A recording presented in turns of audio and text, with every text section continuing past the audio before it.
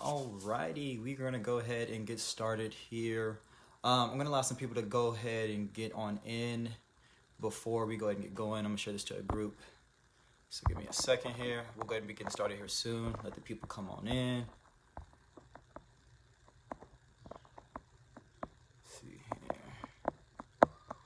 Let everybody get on in here and we'll get going here pretty soon. Go ahead and share this to a few groups. Alrighty here. All right, we will go ahead and, like I said, let people come on in. We're gonna go ahead and get started here in a little bit. Make sure to share this, share. We'll go ahead and get going. We're gonna let some people come on in and we'll get started here very shortly.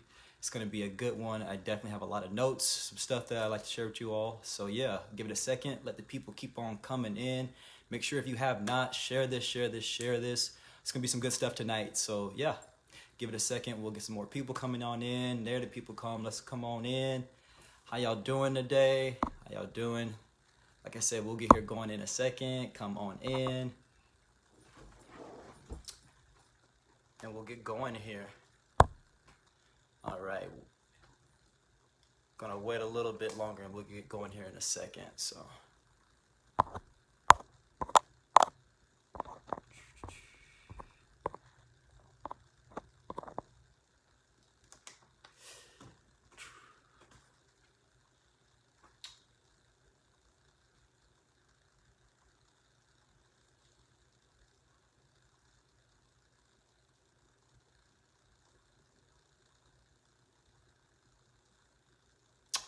All right, we're gonna start here up shortly. I'm gonna let a few more people get on in here and we'll get going. But yeah, if you saw the topic, definitely it's gonna be a good one today. Like I said, I get a lot of information, definitely have my notes here, came prepared this time. But without further ado, hopefully the spirit will bring them in, but we're gonna get on going. I just want to say before I get going, it's an honor to have you all here, to be with me here today so I can share this information with you. It definitely is a blessing to be able to be in this position. I hope that if you're able to receive something of value, that you share this with somebody, but nonetheless, let's get started. So as you can see, the topic today is, why are you struggling to change your reality? So before we get into this, we need to understand a few concepts, thus being the Caballian. I'm not for sure if you all have heard of that, the Caballian by the Three Initiates, but I'm going to read a little bit out of this book. It is The Origins of Occult Civilizations by Brother Panic. Definitely a good book. If you haven't, I'd suggest grabbing that. But let's go right into this and talk about the Caballian and why I want to speak on this. So it says here, the Caballian is a work discovered in 1908 by an unknown author or authors. It's claimed to be the writings of Hermes Trismegistus and was presented by persons under the pseudonym the Three Initiates. Hermes is the later Greek version of God Tahuti, who on earth was actually represented as a priesthood and not an individual man, as some would lead you to believe. The story goes that the Egyptians deified a man named Hermes, who lived to be 300 years old and was worshipped as the god Thoth, the divine scribe. The connection between Hermes Trismegistus and Tahuti shows that these 7 laws are originally Egyptian or Kemetic thought. So what that's basically stated is, what we're going to be going off with the Caballian, it definitely does come from ancient Kemetic or ancient Egyptian origins. And these 7, if you are not familiar with the 7 Hermetics, these are essentially the principles or laws that govern this physical plane that we're currently existing on. So why is this important? Why does this matter? Well, one, if it's the laws that govern this universe that we're currently existing in, you may want to know the rules of how to play the game. So let's get into this. So let's talk about Tahuti in the priesthood. It says that these particular sciences, or these laws that they came up with, listed are broad and continually unfolding. It took over 25,000 years to measure what the Egyptians called a great year. And it took at least another 25,000 years to confirm that theory. So what is being said here is, it took the Egyptians, when they were coming up and establishing these universal laws, it took them 25,000 years just to come up from observation, and then another 25,000 years to actually confirm that law. So with without any doubt, we can know that these laws is what's governing this current plane that we're currently existing on. Why is this important? What are these laws? Well, the ones I'm going to talk about today is going to be the principle of mentalism and the principle of cause and effect. And we're going to go into that. So let's get into the first one. And give me a second here. The principle of mentalism. The all is mind and the universe is mental. This concept is quite simple to understand. It is the foundation for other laws. This principle explains the true nature of energy, power, and matter, and why and how all these are subordinate to the mastery of mind. There is nothing outside the power of your mind, which is the mind of God/goddesses, in this case called the all. So let's just stop there real quick. And we have to understand that everything takes place through your mind. You wouldn't be able to watch me, you wouldn't be able to hear me, you wouldn't be able to do any type of work, any type of magic without your mind. Your mind comes first. Now again, we're gonna tie this in. What all does this have to do with, how do I change and shape my reality? But we're gonna get into that. So let's keep moving on here. It says, he who grasps the truth of the mental nature of the universe is well advanced on the path to mastery. With your mind, there is nothing you can accomplish, and you must understand this concept before you can get to the other 6 laws. So, a good example would be your health. While we tend to think it's sickness that is attacking us, it's actually a flaw in your thought that opens you up to what eventually becomes physical illness. The true path to health isn't really in the remedies you have been given, but since your mind has agreed that it will work, it will. Take, for example, the placebo effect, where the subject, unknowing to him or her, is given a sugar pill and told it's medicine, and the subject is healed. Because the individual believes this in her or his or her mind, he or she had a cure, and he or she becomes well. This alone proves that you make up your mind to be sick or healthy. Therefore, you can make up your mind to create the reality you desire here. This is where magic would come in. It's the science of lining up your mind with what you call God or the all, and because your mind is no different in existence, you're in total control. So, hold on to this, us talking on to the mind. We're going to move ahead, but we're going to come back because we're going to talk about 2 parts of your mind specifically, the conscious and the subconscious mind. So, let me look at my notes here. So, let's go to the law of cause and effect, because that's the next one here, and this is going to tie everything in. So the law of cause and effect states every cause has an effect and every effect has its cause. Everything happens according to law. Chance is but a name for the law not recognized. There are many planes of causation, but nothing escapes the law. And here's where we get our good law of attraction from, under the cause and effect principle. Everyone seems to know about the book The Secret by Rhonda Byrne, to the point where it's no longer could be considered a secret anymore.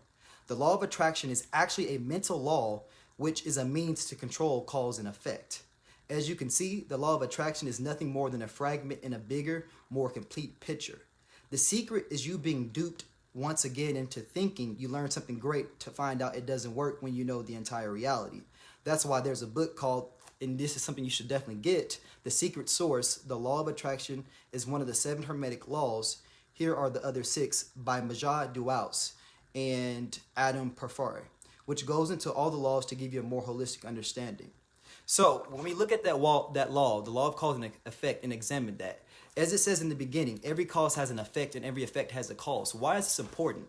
Well, when it comes to you and your reality, and things are not going, how you like to, and you're always having dysfunction and chaos going on, you have to understand, where does it start from? The reality that you're experiencing, that is the effect. So then what is the cause? Well, that leads us back to the childhood. That's the cause within all of this. And how do we know this? Well, science tells us this.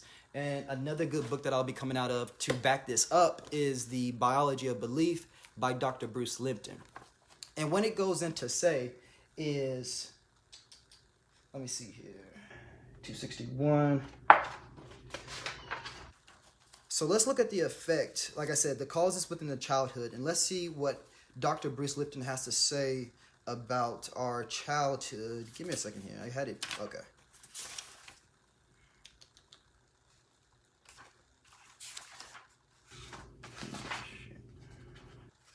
All right. So let's get into this page 261. Give me 1 second. Let me get this pulled up.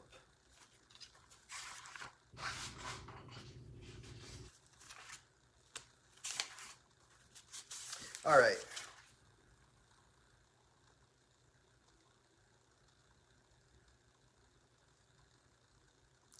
So he goes in to say, okay, so according to Dr. Bruce Lipton, and this is another study that he had in his book, Dr. Rima Labo in quantitative EEG neurofeedback describes the progression of these developmental stages in brain activity.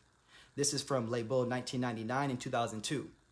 Between the birth of 2 years of age, the human brain predominantly operates at the lowest EEG frequency, 0.5 to 4 cycles per second, or 4 hertz, known as delta waves. Though delta is their predominant wave activities, babies can exhibit periodic short bursts of higher EEG activity. A child begins to spend more time at a higher level of EEG activity characterized as theta, which is between 4 to 8 hertz, which is between the ages of 2 and 6 years of age.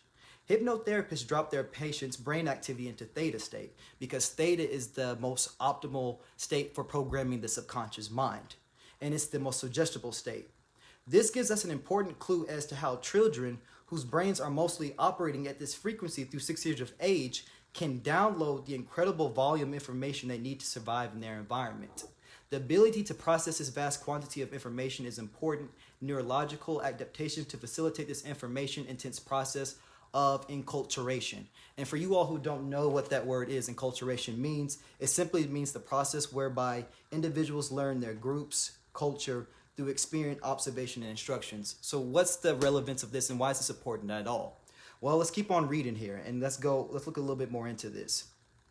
So it says, young children carefully observe their environment and download worldly wisdom offered by their parents directly into the subconscious memory, the subconscious mind. Remember, the mind is all and the universe is mental. That young children carefully observe their environment and download the worldly wisdom offered by parents directly into their subconscious memory. As a result, the parents' behaviors and beliefs become their own. Now, again, why is this important? Well, if the parents' beliefs become their own, you need to look back at your childhood and ask yourself, how was it growing up? How was it when you were a child? Was there dysfunction? Was there chaos?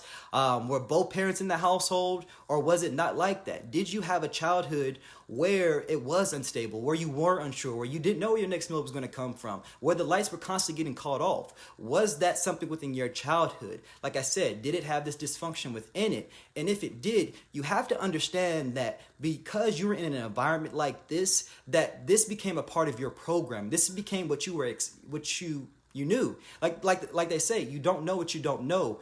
So when it came to this, when it came to your upbringing, this had a huge impact to who you are now.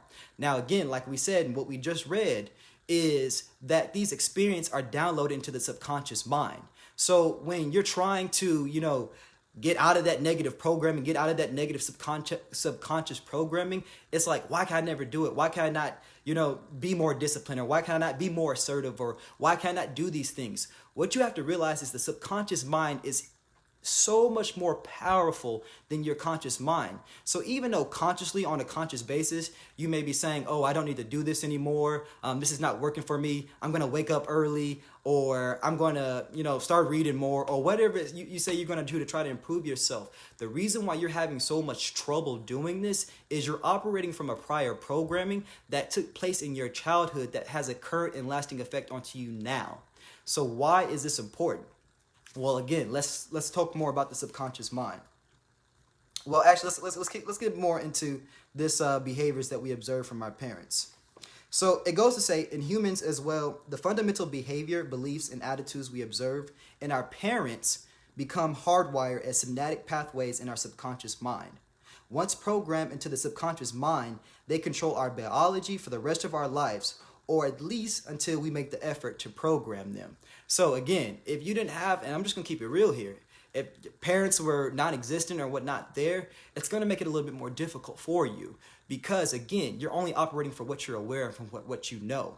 So again, going back to the whole reason why we're even at this live, why are you struggling to change your reality? Well, everything you're doing is against your previous programming that took place in the childhood. Again, this programming is found within the subconscious mind. As we already stated within this live, the mind is all and the universe is mental. So everything that you do, including the programs that come from your subconscious mind, it's still going to affect everything. It's essentially the subconscious is projecting forth your reality. So let's keep going more into this. It says, anyone who doubts the sophistication of this downloading should think about the first time your child blurted out a curse word picked up from you. I'm sure you noted its sophistication, correct pronunciation, and its nuanced style, in context carrying your signature. Given the precision of this behavior recording system, imagine the consequence of hearing your parents say you are stupid, you do not deserve things, you will never amount to anything, you never should have been born, you are sickly, weak person. When unthinking and now listen to this, he says, when unthinking or uncaring parents pass on these messages to young children, they are no doubt oblivious to the fact that such comments are downloaded into the subconscious memory as absolute facts. And you know what? Let's go ahead and read that again.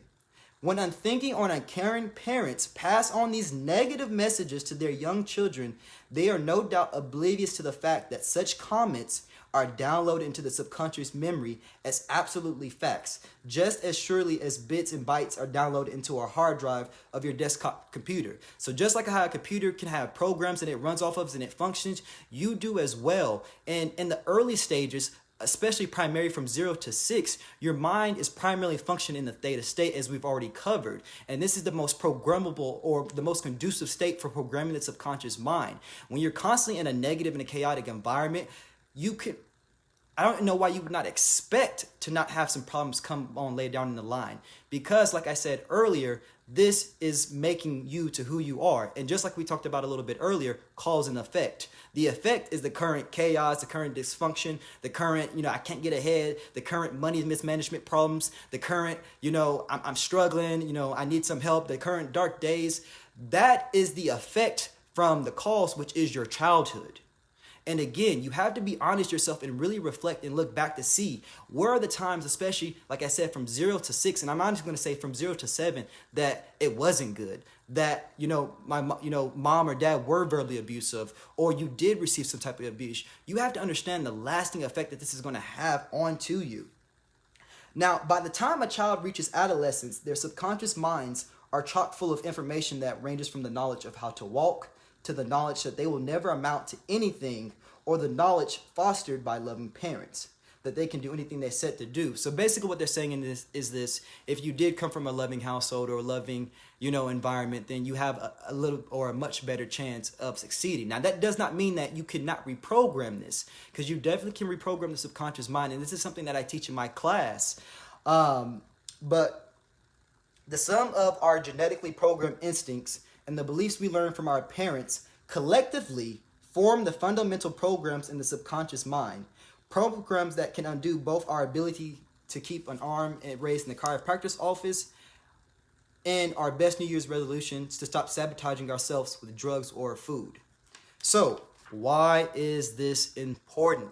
You have to understand, even though you consciously tell yourself, I don't want to do this anymore, I don't want to be like this, you have to understand that you're not operating from the conscious. You primarily operate 95% from the subconscious mind. The subconscious mind is so much more powerful than your conscious mind. And if you don't believe me, you don't want to take my word because you don't got your degree, you don't got this, whatever. Take somebody who has their PhD who's speaking on it, but let's get into this.